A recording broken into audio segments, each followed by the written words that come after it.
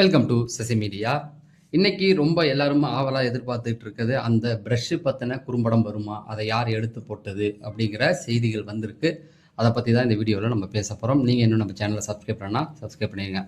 முதல்ல எடுத்த உடனே அந்த போன வாரம் லைவ் பார்த்தவங்களுக்கு மட்டும்தான் தெரியும் அந்த பிரஷ் இஷ்யூ எவ்வளோ பெருசாக போணுச்சு அப்படின்னு. அதாவது வெள்ளிக்கிழமை நைட்டு கிட்டத்தட்ட ஒரு 3 மணி வரைக்கும் இந்த பிரச்சனை தொடர்ந்தது. சாண்ட்ரா தரப்பில் என்ன சொல்லிட்டாங்க அப்படின்னா, சபரி தான் எடுத்து ஒளிய வச்சுட்டான் அப்படிங்கிற மாதிரி சொல்லிட்டு, அதுக்கப்புறமேட்டுக்கு அதை எடுத்து ஒளிய வச்சது இல்லாமல் எங்களை தப்பாக ப்ரொஜெக்ட் பண்ணுறான் அப்படிங்கிற மாதிரியான ஒரு குற்றச்சாட்டை வச்சு ஒரு பெரிய சண்டையை போச்சு. நேற்று எபிசோடில் அவங்க முன்னாடியே பேசி வச்சுக்கிட்டாங்க. விஜய் சேதுபதி வந்த உடனே நம்ம குறும்படம் கேட்போம் அப்படின்னு சொல்லி பிரஜனும் சபரியும் கேட்டு வச்சுக்கிட்டாங்க.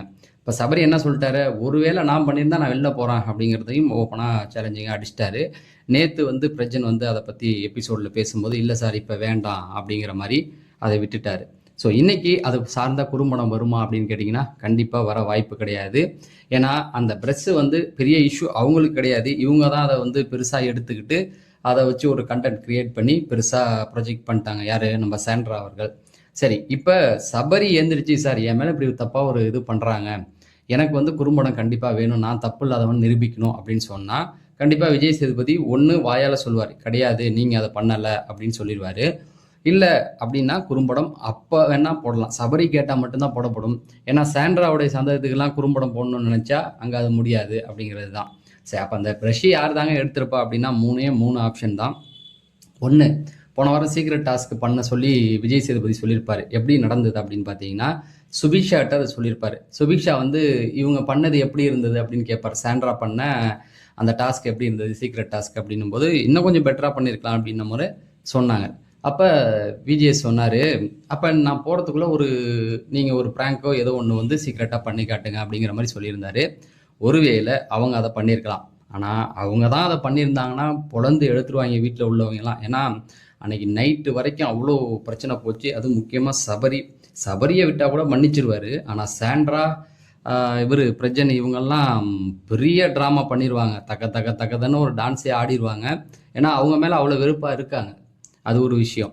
அது இல்லை அப்படின்னு பார்த்தீங்கன்னா சாண்ட்ராவே இதை தூக்கி போட்டிருக்கலாம். எப்படின்னா, போன வாட்டி அந்த ஹோட்டல் டாஸ்க் பண்ணும்பொழுது அவங்க இந்த ப்ரஷ் எங்கேருந்து போயிருக்கு அப்படின்னா சூப்பர் டிலக்ஸ்லேருந்து போயிருக்கு. ஜட்ஜஸ் வெளியிலேருந்து வந்த கெஸ்ட்டும் அங்கே தான் தங்கியிருந்தாங்க.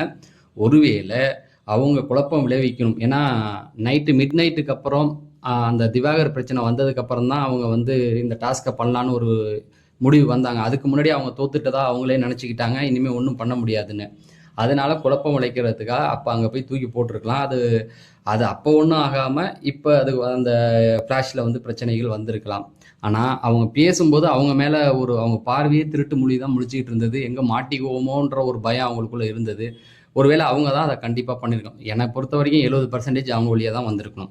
ஒருவேளை எதுவும் இல்லைன்னா 3வது ஆப்ஷன் எப்படின்னா, ஜட்ஜஸ்லாம் வந்திருந்தாங்க இல்லையா, கெஸ்ட்டு, அவங்கள அள வச்சு பார்த்துட்டாங்க, சாப்பாடு இதெல்லாம் கொடுக்காம. ஒருவேளை அவங்க அதை தூக்கி போட்டு போனாலும் போயிருக்கலாம். ஆனால் இது நடக்க வாய்ப்பு இல்லை. ஆப்ஷன் இருந்தால் இதுதான் இருக்கணும் அப்படிங்கிறது. ஏன்னா அவர் அன்னைக்கு தீபக்லாம் உட்காந்து அழுதுட்டாப்ல. ஒருவேளை அவர் தூக்கி அதை போட்டிருக்கலாம், அவங்க ஏதாவது ப்ராங்க் பண்ணுற மாதிரி ஏதாவது பண்ணிட்டு போயிருக்கலாம் அப்படிங்கிறது தான். இந்த 3 ஆப்ஷனை தவிர வேறு எதுவுமே நடக்கிறதுக்கு வாய்ப்பு இல்லை. ஆனால் இன்றைக்கி குறும்படம் போட்டாங்களான்னா நமக்கு வந்த செய்தியின்படி இதுக்கான குறும்படம்லாம் எதுவும் போடலை அப்படிங்கிறது. இது ஒரு பெருசான விஷயமாகவே அவர் கன்சிடர் பண்ணல அப்படிங்கிற மாதிரி தான் சொல்லியிருக்காங்க. ஆனால் பெரிய அதிர்ச்சி என்னென்னா, திவாகர் போனது தான் வீட்டில் உள்ளவங்களுக்கும் பெரிய அதிர்ச்சியாக இருந்தது. அதை பற்றி தான் ஹைலைட்டாக போயிருக்கு. அதுக்கப்புறம் இந்த டாஸ்க் நடந்ததில்ல, ராஜாங்கம் டாஸ்க்கு, அதை பற்றி அதில் என்ன பண்ணாங்க அப்படிங்கிறத பற்றினா ஒரு விவாதம் தான் போனதாக சொல்கிறாங்களே தவிர பெருசாக இல்லை. ஏன்னா 1 hour எபிசோடில் கிட்டத்தட்ட ஒரு 1/2 மணி நேரம் திவாகர் வெளியேற்றம் அது போயிடும். பாக்கி இருக்கிற 1/2 மணி நேரத்துக்குள்ளே அவர் அந்த ராஜாங்க டாஸ்க்கை மட்டும்தான் அவரால் பேச முடியும். அப்புறம் பிரேக் இருக்குது. இவ்வளோதான் நடந்துச்சு அப்படிங்கிற மாதிரியான செய்திகள் வருது. உங்களுடைய கருத்துக்கள் என்ன? இதை யார் பண்ணியிருப்பா அப்படிங்கிறது உங்களுடைய, நான் சொன்னது என்னுடைய பர்சனல் கருத்து. இது ஆதாரப்பூர்வமான எதுவும் கேட்டிங்கன்னா கண்டிப்பாக கிடையாது. என்னுடைய வியூவில் அதை நான் யோசித்து பார்த்து சொல்கிறேன். ஒருவேளை உங்களுக்கு வேறு யார் மேலே டவுட் இருந்தால் அதை கமெண்ட் செக்ஷனில் சொல்லுங்கள். நம்ம அடுத்த வீடியோவில் சந்திப்போம். நன்றி, வணக்கம்.